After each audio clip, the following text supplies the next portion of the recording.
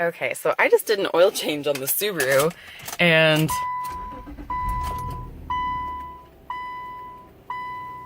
what the heck? That's scary, right? That's like the low oil light. And at first when I saw it, I'm like, oh my god, it has no oil pressure. Well, never fear if this happens to you.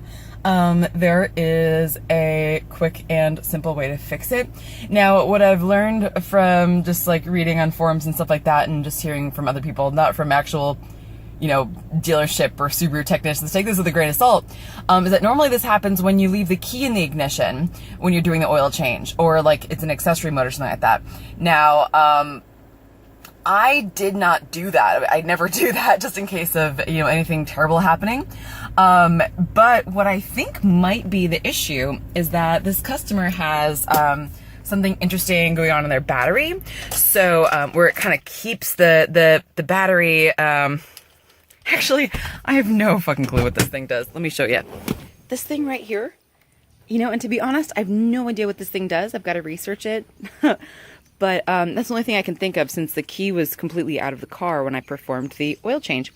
But anyway, all you need to do when this happens to you is locate your fuse box. And of course, just remove the cover, which is always harder with one hand because I'm, there we go, making this video. And then what you're going to see here is there's this little holder, I mean this little space right here. And then right here, there's a 10 amp fuse that's got a little white dot on it, or like little painted section. You see that?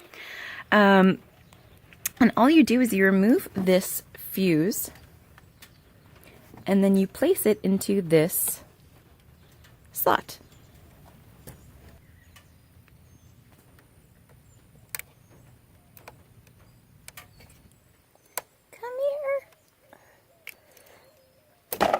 Oh, good Lord. And put it right in there like that. And now we're just going to go back into the vehicle, and we're going to just turn the key to accessory mode. And the light should turn off right now. Yep, no light. Now, take the key back out. And of course, from here, I'm going to pull the fuse back out and put it where it belongs, or put it back in its little